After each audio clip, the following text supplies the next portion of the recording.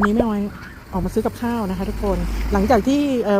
พายุหิมะถล่มยุโรปเนาะแม่ออยก็ไม่ได้ออกจากบ้านนะคะเพิ่งจะได้ออกจากบ้านเนาะแล้วก็วันนี้แดดออกแล้วนะคะอันนี้ก็เป็นบรรยากาศเนาะอีกเมืองนึงนะคะที่แม่ออยมาซื้อกับข้าวเนาะหิมะก็เริ่มละลายแล้วนะคะเพราะว่าแดดออกเนาะนี่แต่ว่ามันลื่นนะทุกคนพื้นถนนอะมันลื่นเวลาเดินต้องระวังนะแบบนี้เนาะนี่ค่ะบรรยากาศ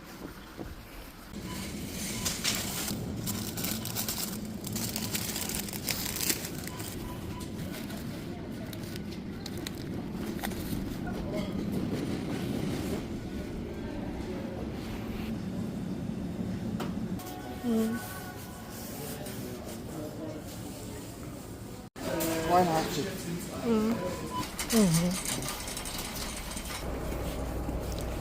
แม่ออยซื้อกับข้าว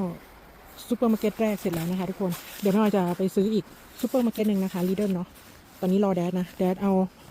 รถเข็นไปเก็บนะคะเดี๋ยวแม่ออยจะเข้าไปในลีเดิลอีกรอบนึงซื้อกับข้าวซื้อหมูนะคะซื้อไก่อะไรพวก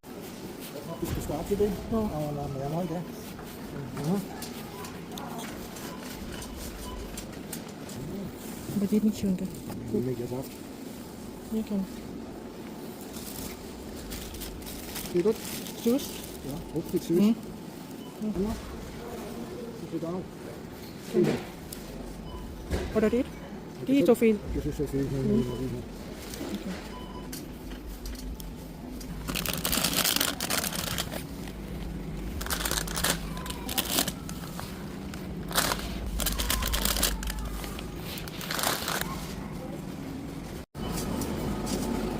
Bitte.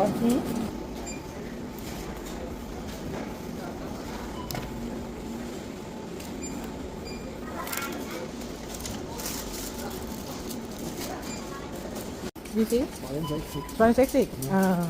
Jeden 82. 20 zu wenig. นี่ค่ะ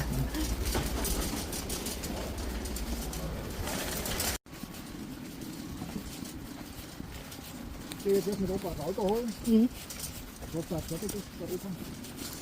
und dann komme ich zurück. มาซื้อกับข้าวเสร็จแล้วนะคะทุกคนก็เดี๋ยวจะกลับบ้านเนาะเดี๋ยวกำลังเอารถไปเก็บเนาะรถเข็นไปเก็บนะคะบรรยากาศวันนี้ก็